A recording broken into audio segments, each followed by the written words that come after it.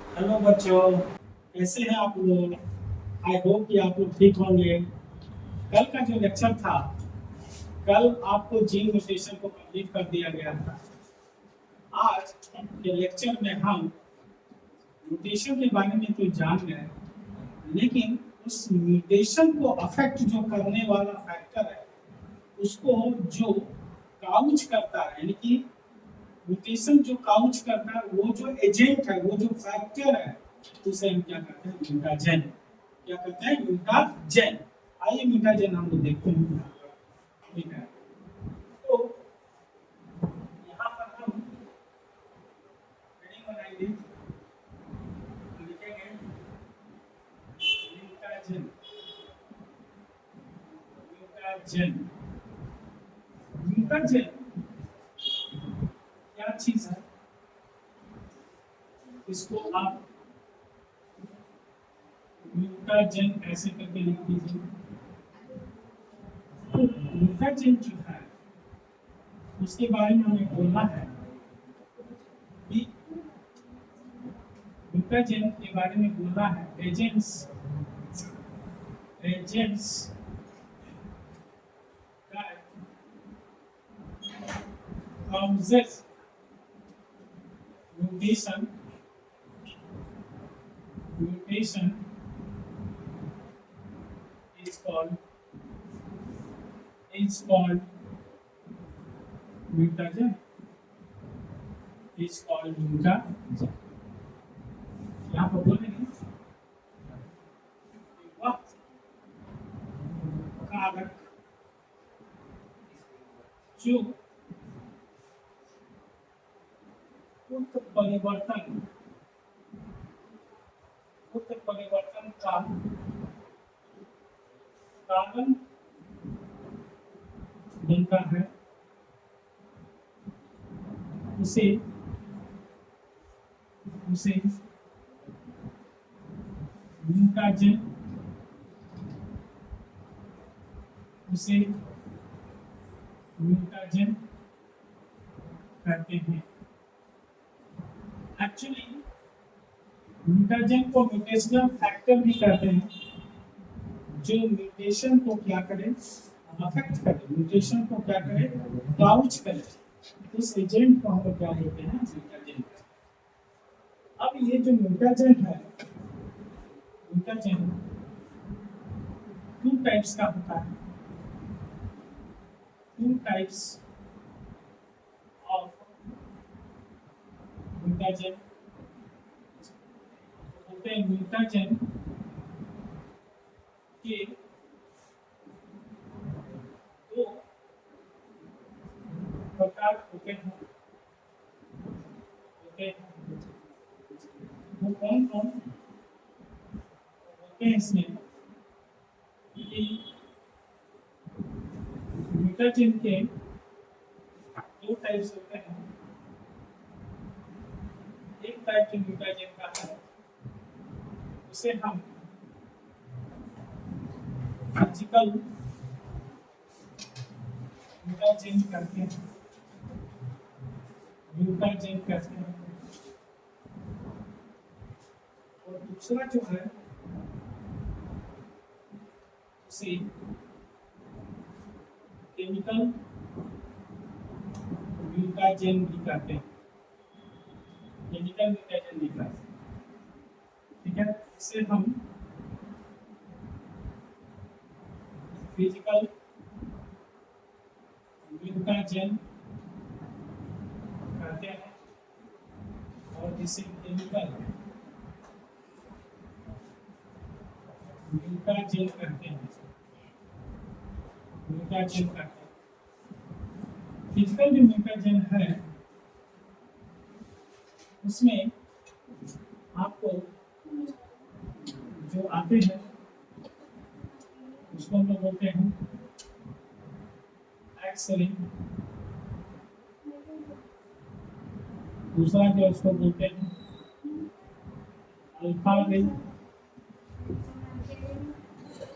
उसको बोलते हैं बीटा लिंक, उसको बोलते हैं यूवी लिंक। यूवी ये सब फिजिकल है। अगर ये आपकी भी बॉडी में बार बार अगर ये प्रवेश करता है, अगर आपकी बॉडी में बार बार जाता है, तो ये क्रोमोसोम और जीन को क्या करता है, नुकसान पहुंचाता है, डैमेज करता है, और उसकी वजह से क्या होता है, म्यूटेशन। चूंकि ये फिजिकल फैक्टर है, इसीलिए इसका नाम पड़ गया क्या, फिजिकल म्यूटेशन। ठीक है। जैसे आपको जब कोई बीमारी होती है तो ज़्यादा बॉडी में पूरे लाइफ में 2 से 3 बार एक्सरे कराने की जरूरत पड़ती है। अगर बार बार आप एक्सरे कराओगे तो आपकी बॉडी में ये जाएगा नहीं, तो आपकी बॉडी के क्रोमोसोम और जीन को ये क्या करेगा, डैमेज करेगा, उससे म्यूटेशन। जब आप एक्सरे कराने के लिए जाते होंगे तो आपको देखते होंगे कि आपको हरा ऐसा कपड़ा पहनना नहीं है, ताकि वो जो है आपकी बॉडी के अंदर नहीं जा पाए, बाकी हिस्सा में, जिस हिस्से का एक्सरे लेना है वो वाला पार्ट में कभी जाए, बाकी हिस्सा में ना जाए, इसलिए ऐसा करता है। यूवी रे जो होते हैं वो हमारे स्किन तक ही आते हैं, वो अंदर पेनिट्रेट नहीं कर पाते। तो वो ज्यादातर यूवी रे जो होता है ना, स्किन कैंसर देता है। क्या करता है, स्किन कैंसर। तो ये सब के सब म्यूटेशन लाने वाला फैक्टर है, इसको फिजिकल म्यूटेशन कहते हैं। केमिकल म्यूटेशन में कौन आता है, इसमें हम लोग देखेंगे यहाँ पर, इसमें देखेंगे हम लोग, इसमें जो हम लोग देखेंगे उसका नाम है मस्टर्ड गैस। मस्टर्ड गैस, ठीक है। ये आपका सरसों गैस। देखिए ये क्या है बेटा, अगर सरसों का तेल खाते हैं हम लोग को हानि नहीं होती है। सरसों को अगर हम सब्जी वगैरह में यूज करते हैं तो हमें कोई परेशानी नहीं है, लेकिन अगर सरसों के सीड को जलाया जाए, उससे जो निकलता है गैस, वो गैस काफ़ी पॉइजनस होता है और उसमें वो म्यूटेशन आता है। तो मस्टर्ड गैस हमारे एनसीईआरटी में और भी है, उसको कोल्चिसिन कहते हैं, ठीक है। उसे बोलते हैं कोल्चिसिन। कोल्चिसिन ये आपको कोल्चिसिन है, आपको जो एनसीईआरटी में दिया उतना ही फॉलो कीजिए, उससे ज़्यादा नहीं। तो आपको यहाँ पर म्यूटाजेन है, म्यूटाजेन किसे कहते हैं, तो आपको यहाँ पर लिख दिया गया है, वह एजेंट, वह कारक जो म्यूटेशन का कारण बनता है उसे हम क्या कहते हैं, म्यूटाजेन कहते हैं। Agents that causes mutation is called mutagen. यहाँ पर 2 प्रकार के म्यूटाजेन होते हैं, और एक का नाम है फिजिकल, एक का नाम है केमिकल। तो फिजिकल म्यूटाजेन जो है आपका एक्सरे, अल्फा रे, बीटा रे और यूवी रे, गामा रे भी आएगा, ठीक है, भी आएगा इसमें। केमिकल म्यूटाजेन मस्टर्ड गैस है। तो ये आपने जान लिया, ठीक है। अब थोड़ा हम लोग आगे और नेक्स्ट टॉपिक पर जाते हैं। नेक्स्ट टॉपिक पर जो हम लोग जाएंगे तो यहाँ पर हम लोग देखेंगे नेक्स्ट टॉपिक में, और वो लास्ट टॉपिक है, इसको बोलते हैं आप types of human genetic disorder.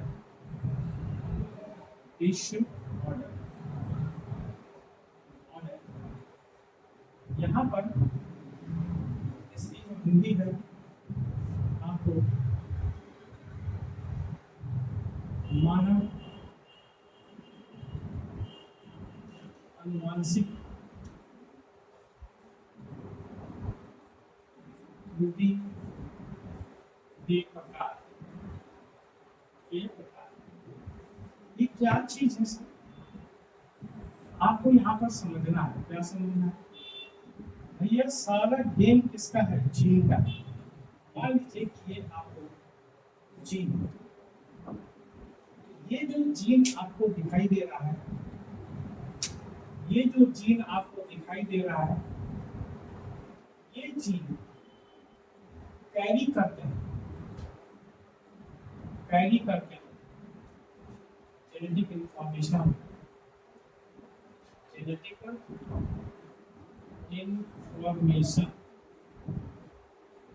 ये जीन का काम क्या है, तो बोलते हैं कि जीन अनुवांशिक अनुवांशिक सूचना सूचना का संवहन करते हैं। भैया यही जीन जो है, ये वाली जीन, ये जीन क्या करती है? बोलते हैं gene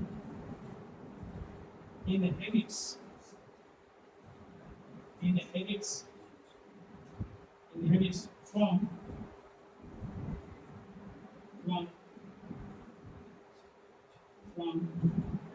one generation to others. यानी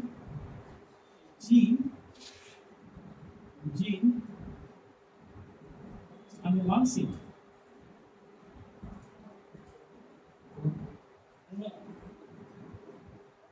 को एक पीढ़ी से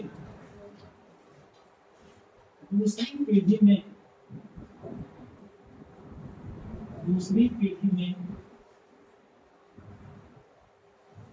स्थानांतरित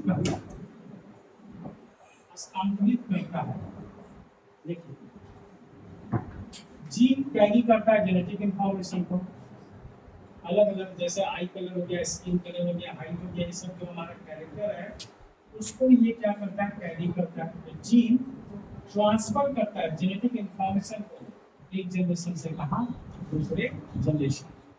अब आप बताइए कि इस जीन में अगर कोई गड़बड़ी हो जाए तो इस गड़बड़ी होने से जीन में अगर कोई गड़बड़ी हो जाए, चाहे म्यूटेशन से हो, चाहे किसी भी चीज से हो, तो वो गड़बड़ी अगले पीढ़ी में, अगली जनरेशन में भी क्या हो जाएगा, ट्रांसफर हो जाएगा।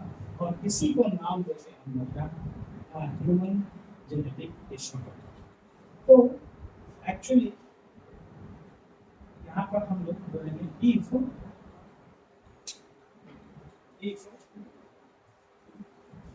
effective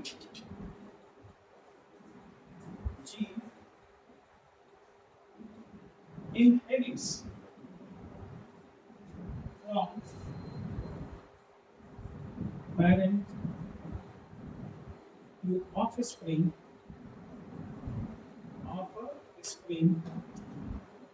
is called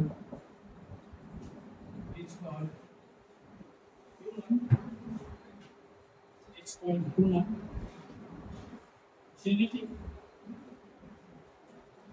genetic disorder।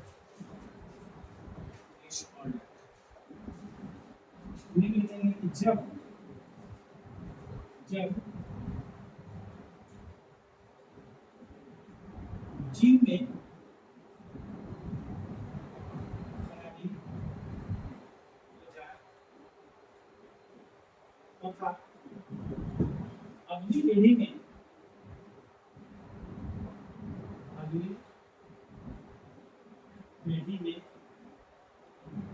स्थानांतरित हो जाए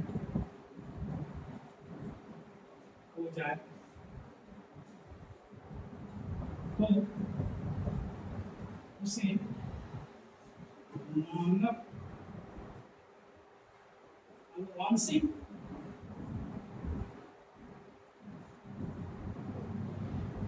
त्रुटि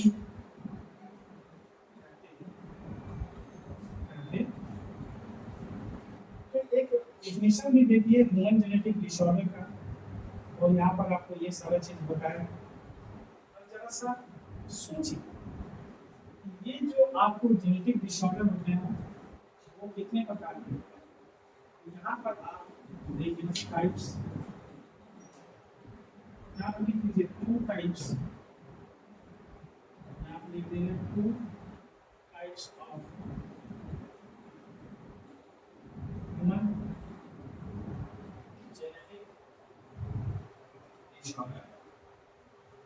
ये सब इसको हिंदी में भी लिखना पड़ेगा। मानव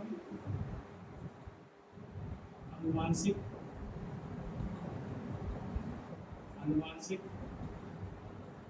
त्रुटि, ये 2 प्रकार। ये दो प्रकार से इसको हमने लिख दिया।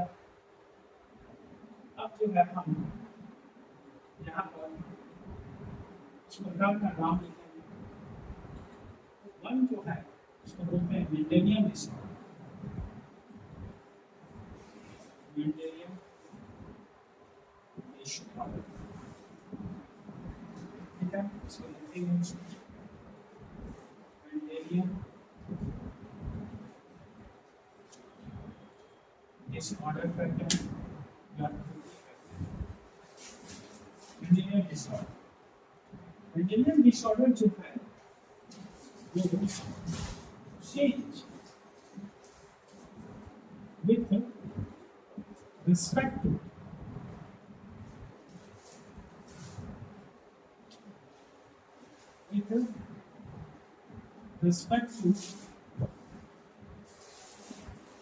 change with respect to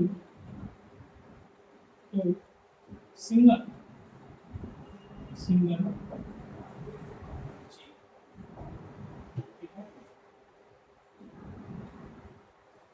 इसमें एक ही जीन में परिवर्तन से अनुवांशिक त्रुटि होता है। देखिए मेरी बात को समझने की कोशिश कीजिए। यहाँ पर मेंडेलियन डिसऑर्डर में एक जीन में गड़बड़ी होने से जो डिसऑर्डर आता है उसी को मेंडेलियन डिसऑर्डर कहते हैं। लेकिन दूसरा जो है क्रोमोसोमल डिसऑर्डर कहते हैं। अगर क्रोमोसोमल डिसऑर्डर होगा उसको गुणसूत्रीय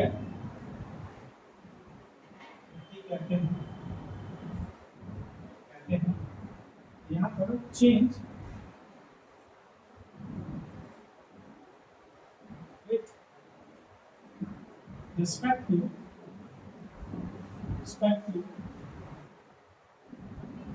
chromosome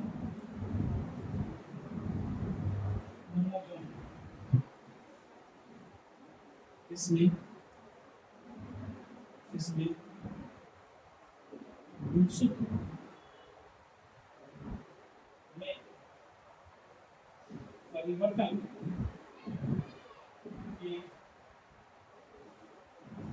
से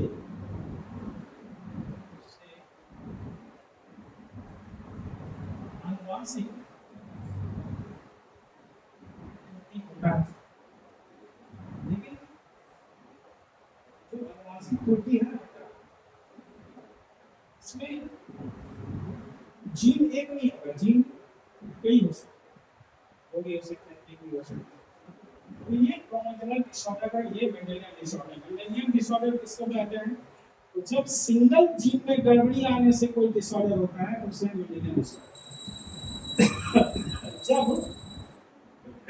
क्रोमोसोम के में गड़बड़ी आने से म्यूटेशन डिसऑर्डर होता है तो उसे हम क्या कहते हैं? Chromosomal disorder. मेंडेलियन डिसऑर्डर ज्यादा इंपॉर्टेंट है। क्रोमोसोमल डिसऑर्डर भी आपको पढ़ाया जाएगा, इसमें हम लोग को डिग्री एनालिसिस वगैरह आते हैं, वो भी हम आपको पढ़ाएंगे। लेकिन मेंडेलियन डिसऑर्डर देखते हैं कि वो ठीक है। आइए यहाँ पर हम लोग एक हेडिंग देते हैं, और यहाँ पर लिखते हैं टाइप्स ऑफ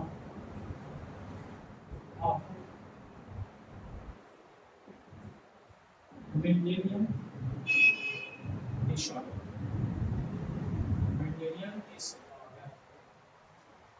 यानी आपको मेंडेलियन त्रुटि एक प्रकार यहाँ पर इसके लिए हम लोग क्या करेंगे, एक बॉक्स बनाएंगे, बॉक्स थोड़ा इसको ऊपर कर देते हैं और इस बॉक्स में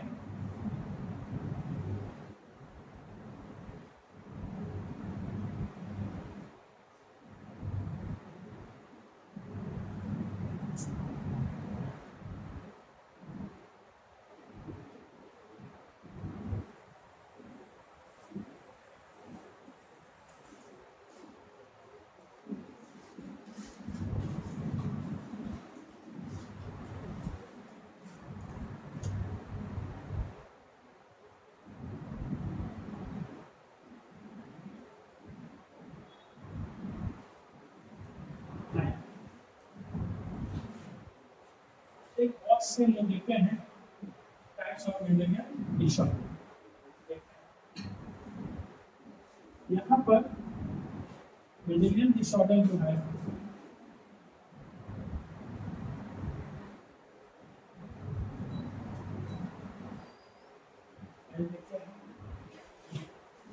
तो मेंडेलियन डिसऑर्डर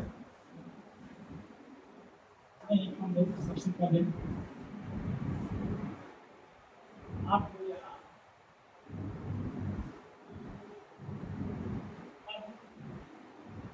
डिसऑर्डर का नेम लिखेंगे,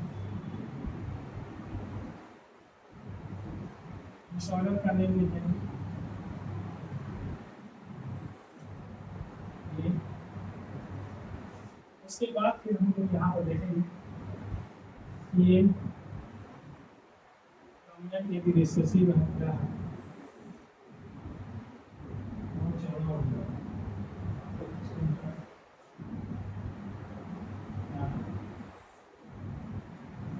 ठीक है। अब हम लोग यहाँ पर डिसऑर्डर लिखेंगे, डिसऑर्डर उसको त्रुटि बोलेंगे,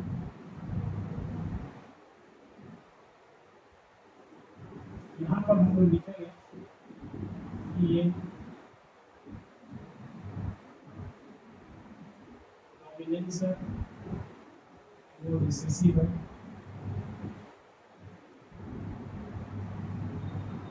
ये प्रभावी है, ये अप्रभावी है, अप्रभावी। ठीक है, यहाँ पर ये एक्स लिंक है, ठीक है, ये ऑटोसोमल है, ऑटोसोमल है, ये आपको त्रुटि एक्स संलग्न है कि ये ऑटोसोमल। देखिए कौन सा बीमारी,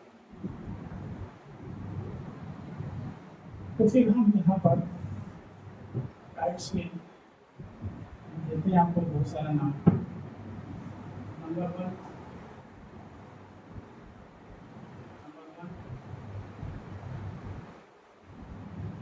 नंबर वन हीमोफीलिया, आपको जानते हैं कि हीमोफीलिया क्या है। हीमोफीलिया दूसरा जो है उसे कलर ब्लाइंडनेस कहिए, कलर ब्लाइंडनेस, रंग विभेदन, रंग विभेदन यहाँ पर देखिए, ठीक है। इसके बाद तीसरा सिकल सेल एनीमिया, इसको कहेंगे सिकल से एनीमिया, चौथा को लेंगे सब नाम लेंगे हम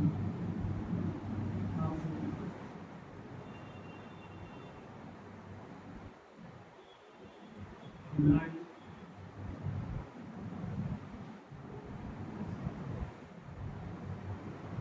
इंडोनेशिया, इसे हम बोलेंगे नाइन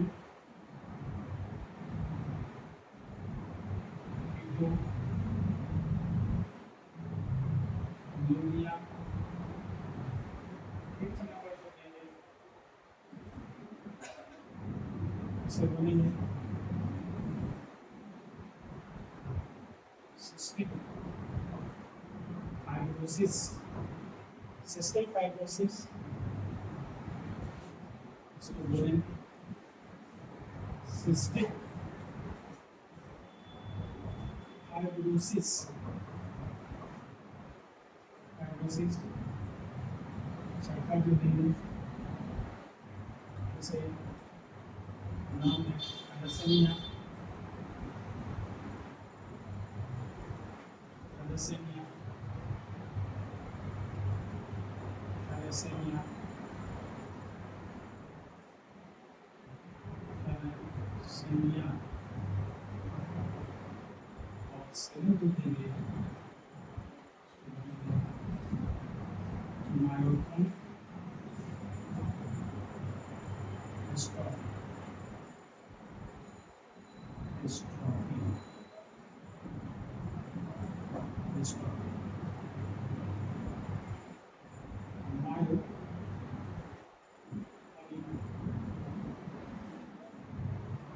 डिस्ट्रॉफी। इतने सारे हमारे टाइप्स हैं इसके। मेंडेलियन डिसऑर्डर, मेंडेलियन डिसऑर्डर पढ़ देते हैं, बात सुनिए। हीमोफीलिया, कलर ब्लाइंडनेस, ये आपको sickle cell anaemia, phenylketonuria, cystic fibrosis, thalassaemia और मायोटोनिक डिस्टर्ब, ये आपको सब, ये जो टेबल हम आपको बना के दे रहे हैं ना, इसको खूब बढ़िया से पढ़िएगा, यहाँ से क्वेश्चन रहेगा ही रहेगा, ठीक है। अब सवाल ये उठता है कि आपको ये दो को पर ध्यान दीजिए, ये दो जो है वो एक्स लिंक्ड डिसऑर्डर, ये जो पढ़ चुके हैं ये दोनों, इस दोनों के बारे में यहाँ वन में ऐसे करके लिख देंगे, ये बोलेंगे एक्स लिंक्ड, एक्स लिंक्ड है, बस इतने बात लिखिए। दूसरा वाला जो था उसको भी आप एक्स लिंक्ड बोलेंगे, एक्स लिंक्ड, लेकिन तीसरा से जो नीचे तक जाएंगे ये सब के सब ऑटोजेनस, ठीक है, क्या है ऑटोजेनस, और यहाँ पर ये भी डोमिनेंट के रिसेसिव है, तो नंबर वन आप देंगे रिसेसिव। अब देखिए रिसेसिव का हम यहाँ पर हिंदी लिख दिए, तो बार बार मत लिखाइए, रिसेसिव अप्रभावी। दूसरा वाला भी जो है वो रिसेसिव भी है, रिसेसिव भी है। तीसरा वाला जो बेटा वो भी रिसेसिव है, वो भी रिसेसिव है।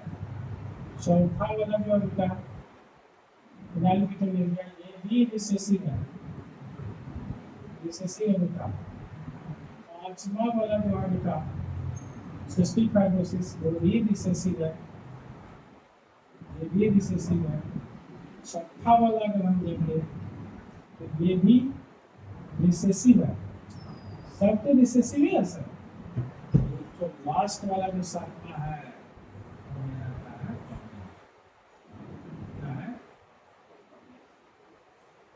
प्रभावी है, इधर सब रिसेसिव है। याद करना कितना आसान है, ऐसा लिख लेंगे। ऊपर से 6 वाला रिसेसिव है, लास्ट वाला जो माइक्रोनिक डिस्ट्रॉफी है ये डबल है, ये ऑटोजोमल, लेकिन अब रहेगा कि ये दोनों जो था वो एक्स लिंक्ड है तो ऑटोजोमल है, तो ये दोनों मेरा एक्स लिंक्ड है डिसऑर्डर, लेकिन तीसरा से लेकर नीचे तक जाएंगे तो सब ऑटोजोमल। तो थर्ड नंबर जो यहाँ पर जाएंगे इसको बोलेंगे ऑटोजोमल, ऑटोजोमल यहाँ लिखा हुआ है। चौथा भी जाएंगे यही लिखेंगे ऑटोजोमल, ऑटोजोमल। पांचवा जाएंगे ये भी ऑटोजोमल, छठा जो जाएंगे ये भी ऑटोजोमल, और सातवां जो जाएंगे इसे भी हम क्या कहेंगे ऑटोजोमल।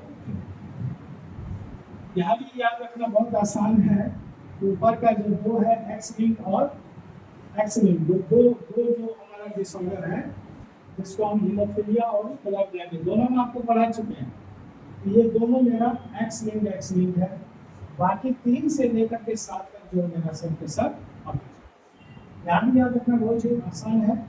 ऊपर से लेकर 6 तक मेरा क्या है रिसेसिव है, और 7वां क्या डिसऑर्डर। आपसे क्वेश्चन कैसे आए, क्वेश्चन ये पूछेगा कि भैया हीमोफीलिया जो बीमारी है वो कैसा बीमारी, आपका जवाब होगा कि एक्स लिंक्ड रिसेसिव डिजीज। क्या है, एक्स लिंक्ड रिसेसिव डिजीज। पूछेगा कलर ब्लाइंडनेस क्या है, तो एक्स लिंक्ड रिसेसिव। आपसे पूछेगा सिकल सेल एनीमिया क्या है, तो बोलोगे ऑटोजोमल रिसेसिव, ऑटोजोमल रिसेसिव ऐसे बोलोगे, ऑटोजोमल रिसेसिव। इसमें भी बोलोगे फिनाइल ऑटोजोमल रिसेसिव है, ऑटोजोमल है। इस शब्द को पकड़ कर रखना, यही क्वेश्चन आएगा, ठीक है। लेकिन पूछेगा कि भैया मायोटोनिक डिस्ट्रॉफी जो है वो क्या है, तो बोलना ऑटोजोमल डोमिनेंट, ऑटोजोमल डोमिनेंट ऐसे बोलना, ठीक है। आप यहाँ पर ध्यान रखना, ठीक है। यहाँ पर ये टेबल जो बना के आपको दिए हैं, इस टेबल को यहाँ से आप लॉक कर दो, यहाँ से इसको लॉक कर दो, ठीक है। और इस टेबल को ध्यान में रखना, इसमें से आपको जो है हम लोग पढ़ क्या चुके थे, हम लोग ये पढ़ चुके थे, ये हम लोग पहले ही पढ़ चुके हैं, ये भी हम लोग पहले ही पढ़ चुके हैं। और हमारे एनसीईआरटी के बुक में इसे डिटेल में दिया है, इसको हमको पढ़ना है। फिनाइल ब्यूटेनोइडिया डिटेल में दिया, इसको पढ़ना है। लेकिन ये नहीं दिया, इसका नाम दिया है लेकिन डिटेल नहीं किया, तो हम लोग इसको डिटेल नहीं करेंगे। थैलेसेमिया को डिटेल किया है, हम लोग ये पढ़ेंगे। और मायोटोनिक डिस्ट्रॉफी भी जो है नाम दिया है लेकिन डिटेल नहीं किया, तो इसको भी हम लोग।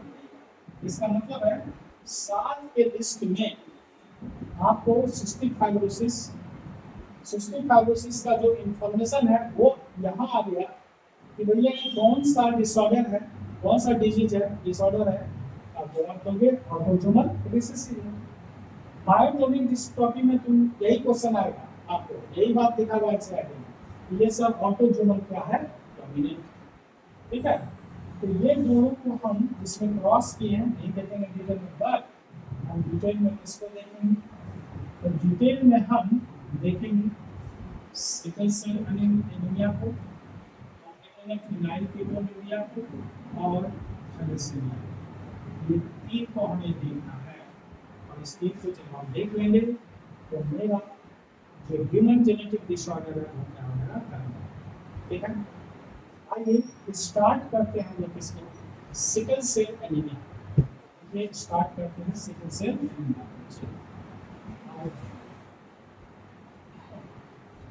यहाँ पर हम लोग स्टार्ट करते हैं सिकल सेल एनीमिया। तो यहाँ पर हमें नंबर जो था, अच्छा पहला वाला दूसरा वाला क्यों नहीं पढ़े, क्योंकि हीमोफीलिया और कलर ब्लाइंडनेस हम लोग पढ़ चुके हैं, इसलिए नहीं पढ़े, हम पढ़ चुके हैं। तो यहाँ पर बेटा थर्ड नंबर जो था उसका नाम है sickle cell anaemia, sickle cell anaemia. Sickle cell anaemia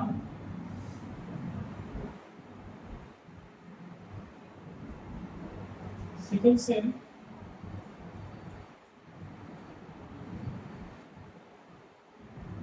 anaemia को हम ऊपर डिटेल में देखेंगे, तो बड़ा इम्पोर्टेंट है, ठीक है। और सबसे पहले बात ये करेंगे कि ये जो है सर सिकल सेल, कहते हैं ये sickle cell anaemia best example है,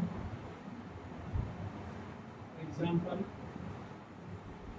of of of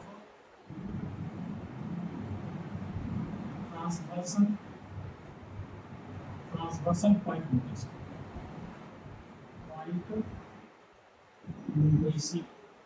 gene mutation है, ठीक है। This example of transversion point mutation कहने का मतलब ये है कि आपको बोलेंगे यह बीमारी आपको ट्रांसवर्सन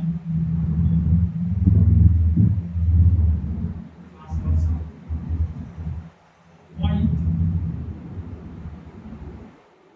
म्यूटेशन का सबसे अच्छा उदाहरण सबसे अच्छा उदाहरण। अब यहाँ पर आपको ट्रांसवर्सन आप भूल गए होंगे, ट्रांसवर्सन किसको कहते हैं। तो आपको बताए थे कि भैया ये प्यूरिन है और ये पायरिमिडीन। प्यूरिन के अंदर एडेनिन और ग्वानिन आते हैं और पायरिमिडीन के अंदर थाइमिन और साइटोसिन। तो आपको बताए थे कि जब प्यूरिन रिप्लेस हो जाए किससे, पायरिमिडीन से, या पायरिमिडीन रिप्लेस हो जाए किससे, प्यूरिन से, उसे हम क्या कहते हैं, ट्रांसवर्सन कहते हैं। और चूंकि पॉइंट म्यूटेशन जीन म्यूटेशन है, पॉइंट म्यूटेशन क्या होगा, जीन म्यूटेशन, हाँ, इसको हम लोग जीन म्यूटेशन वही हम लोग पॉइंट म्यूटेशन करते हैं। ये पॉइंट म्यूटेशन देखो क्या होता है। तो एक्चुअली यहाँ पर ये पी जो है पायरिमिडीन और ए जो है क्या बेटा, प्यूरिन। तो ये जो थाइमिन है वो थाइमिन जो है वो रिप्लेस कर देता है किसको, इसको, ए को रिप्लेस कर देता है, यानी कि ये रिप्लेस कर देता है, रिप्लेस। भैया जब यहाँ पर थाइमिन आ जाए गड़बड़ हो जाए, समझ गया। और ऐसे म्यूटेशन को हम क्या बोलते हैं, ट्रांसवर्सन। यानी थाइमिन पायरिमिडीन है और ये रिप्लेस किसको कर दिया, ए को। ए क्या है, प्यूरिन है। तो इस ए की जगह पर क्या है, टी है, समझेगा। ऐसे म्यूटेशन को हम लोग क्या बोलते हैं, ट्रांसवर्सन। क्या बोलते हैं, ट्रांसवर्सन। रिप्लेस का मतलब विस्थापित होता है, विस्थापित। ठीक है, इसको क्या बोलते हैं, ट्रांसवर्सन। समझ में आ गया होगा, पहले भी बताया था। अब हम बात करेंगे कि आपको इट इज क्या था बेटा, डोमिनेंट था कि recent. It is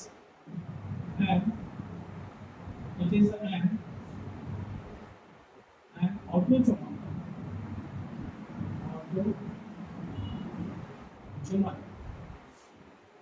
recessive trait. यानी सिकल सेल एनीमिया जो है वो क्या है, ऑटोजोमल रिसेसिव है, जो टेबल से पता चल रहा है, ठीक है। तो यहाँ पर हम बोलेंगे यह बीमारी एक ऑटोजोमल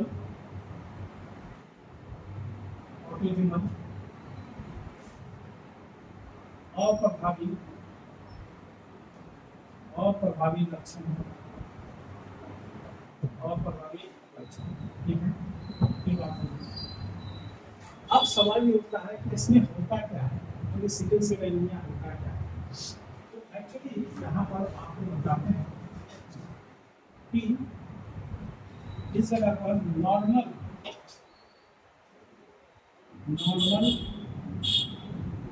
आरबीसी है, नॉर्मल आरबीसी। ये नॉर्मल आरबीसी कैसा होता है बेटा, ये राउंड शेप होता है। ये आरबीसी कैसा होता है, राउंड होता है। राउंड के साथ साथ ये बाइकॉन्केव भी, बाइकॉन्केव यानी कि बीच से बेटा ये इधर से भी धंसा रहेगा, उधर से भी धंसा, बाइकॉन्केव बना। ये बोलते हैं बेटा ये वृत्ताकार होते हैं और साथ ही साथ ये बाइकॉन्केव होते हैं। ठीक है, तो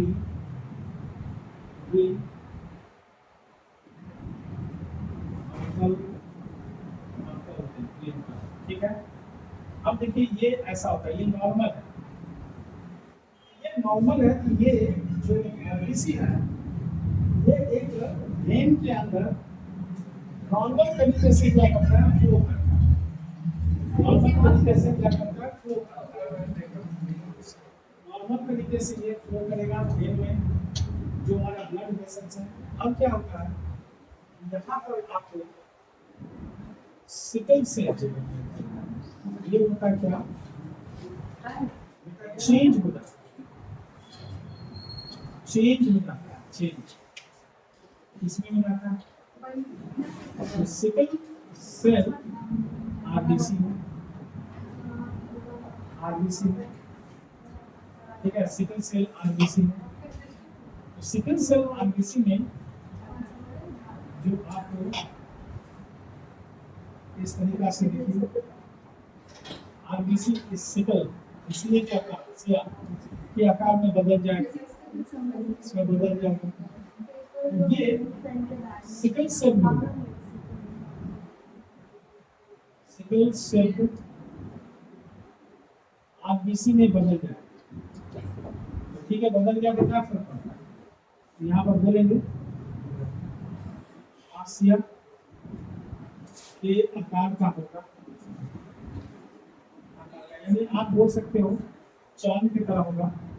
तो प्रॉब्लम कहाँ है भाई, ऐसा हो गया तो क्या दिक्कत है, ऐसा है नहीं, दिक्कत ही दिक्कत है। क्या दिक्कत है, सोच समझिएगा। अगर ये बीमारी हुआ, यहाँ सिकल सेल एनीमिया बीमारी हुई, तो नॉर्मल आरबीसी को बदल देता है किसमें, सिकल सेल आरबीसी में।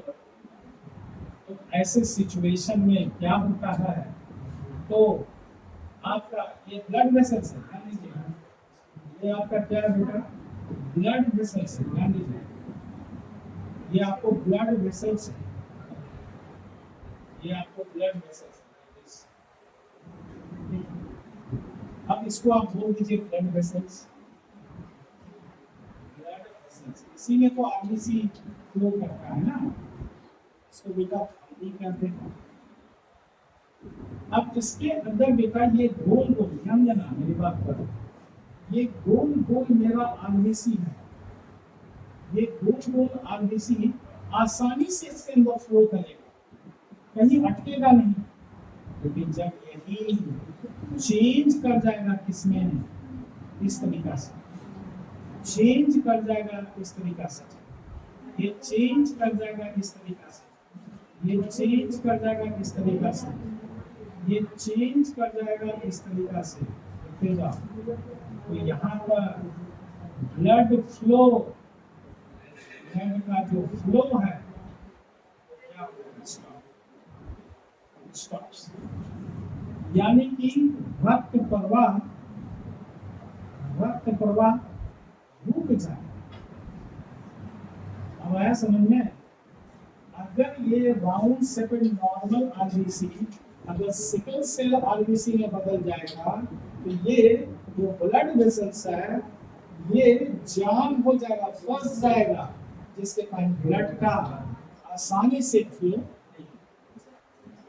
ऐसे में तो दिक्कत है ना बेटा, क्योंकि ब्लड ऑक्सीजन को ये करता है, तो ऑक्सीजन का जो ग्राफ होता है, कर्व होता है, हाँ वो कर्व हमें नॉर्मल अगर दिखाई देता है कि आप ऑक्सीजन आपके थी में जा रहा है, ठीक से जा रहा है, प्रॉपर जा रहा है, कौन लेके जा रहा है? ब्लड लेके, आरबीसी लेके जा रहा है। लेकिन अगर ब्लड का फ्लो ही ठीक से ना हो, यहाँ पर बेटा ये सिकल सेल जो आरबीसी है ये ब्लॉक कर दे, फंस जाए, उलझ जाए, समझ गया? तो ऐसे सिचुएशन में ये ऑक्सीजन को सेव कर नहीं पाता। तो जो मेरा ऑक्सीजन का कर्व आता है, समझ गए, वो कर्व अनस्टेबल हो जाता है। कैसा हो जाता है? अनस्टेबल। ठीक है, ध्यान दीजिए। इसी को हम लोग कहते हैं, इसी गड़बड़ी को हम लोग क्या बोलते हैं? Sickle cell anaemia. ये होता है। आखिर ये किसके कारण? ठीक है, इसको देखना। हाँ, तो बेटा आज का क्लास यहीं तक रहने दो। आप लोग अगला क्लास कल लेक्चर देंगे तुम्हारा, ठीक है? आप अपना ख्याल रखना और ठीक से